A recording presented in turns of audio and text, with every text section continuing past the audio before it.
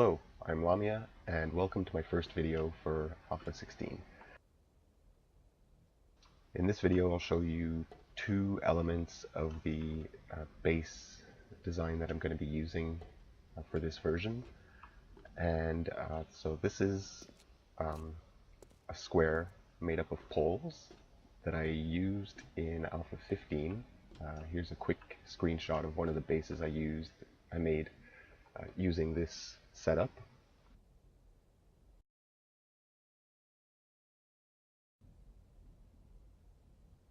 So that screenshot was of a base designed for multiple players. It had a few minor flaws, nothing major, just the floor, which was made up of plates and made the gore blocks spawn too high. So that was a minor issue on that base, but wasn't game breaking. So the way this works basically is you have these poles, and they're set up. What's important here when you do this is to make sure that the hitbox of the pole is on the outside, like this. And then you'll put the top one like this. So the box here is over this concrete block.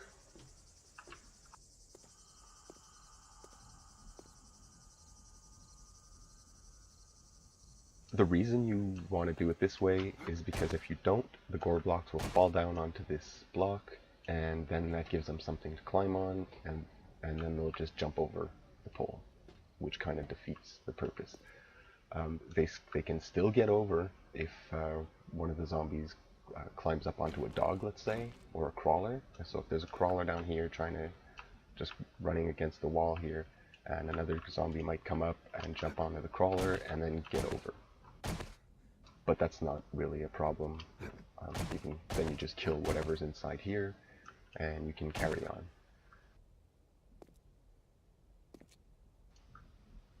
So when you're building this, it's important to have this top pole the highest level of material you can make. So reinforced concrete, and then you'll want to eventually turn it to steel.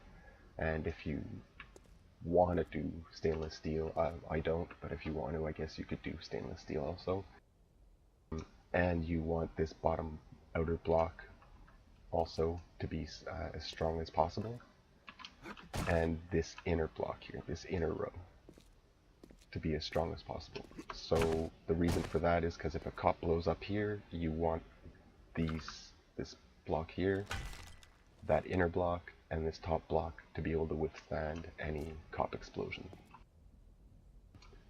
The second reason you want this top block to be as strong as possible is because once this top block breaks, they can jump over that bottom pole and they can get in. So basically you want this top to be as strong as possible. On the inside here, I have a bunch of hatches, and inside are supply boxes, so you can drop your supplies. Here I use the mortician's drawer. You have to spawn that in, because I don't think you can actually make it. You might be able to buy it from a trader, but you don't really need those. You could put trapdoors there. I just wanted to have something different. The plates here are for lighting. So right now I have torches, and when you're able to put electric lights, you could put lights up here so that you can see. And the thing with these plates, the way they're placed, is because you can walk under them, so they don't get in your way. So that's the first element. The second element is over here, and it's just a simple platform with spikes underneath.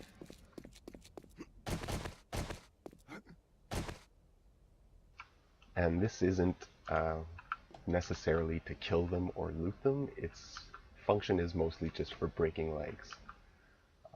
So during a horde, if you have too many zombies chasing you, or too many are packed around that box over there, then you can kite them off the box and bring them over here, run them over the spikes once or twice, and they'll break their legs, and so that'll relieve a lot of pressure off you. when you're trying to kill the other ones. It's just basic. I think it's 7x7, or there's a 5x5 spike field underneath here with extra spikes around the edge, and a gap here between the 1/8 blocks and the spikes.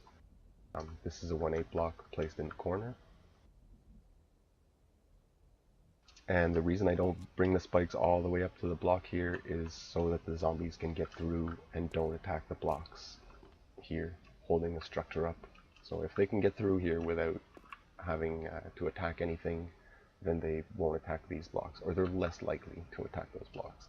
If you place spikes right up to the blocks, then they have to attack the spike, and they might decide to attack the block.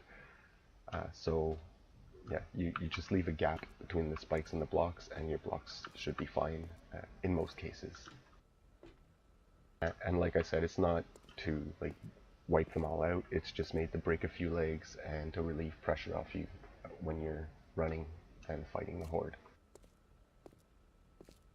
So I'll just spawn in a zombie here and give a quick demonstration on how this works.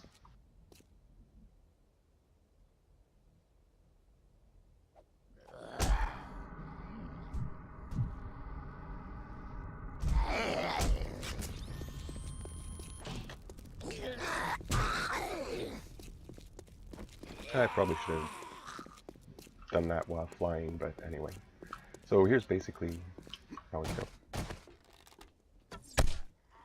So you see the bows here, they're all running around. They're trying to get to me. And like I said, some of them will attack. That's fine. And the purpose here is just to kill them.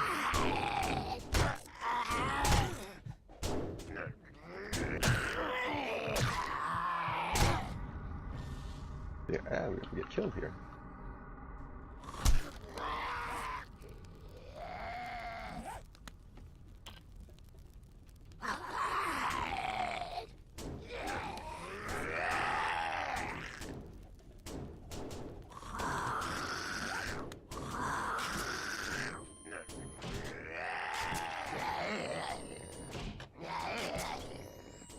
Alright.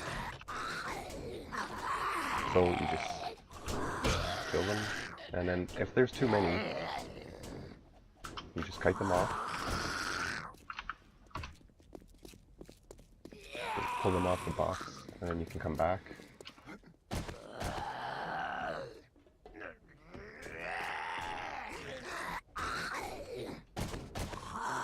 Pull them off again.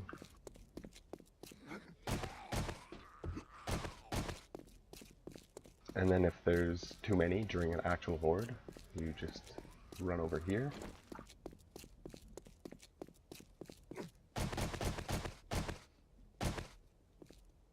And then they'll come over the spikes here.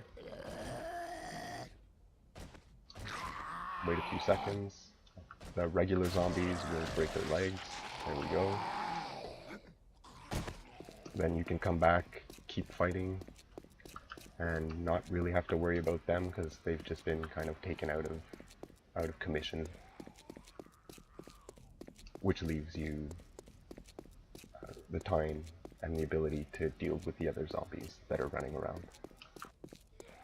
And you come back and finish these guys off when you have the chance.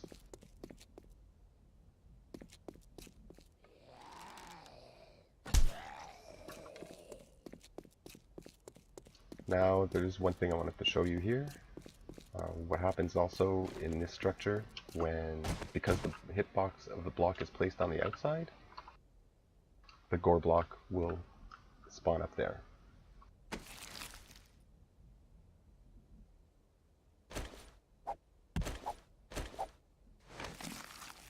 And then you can just harvest that or smash it with an axe and you're good to go.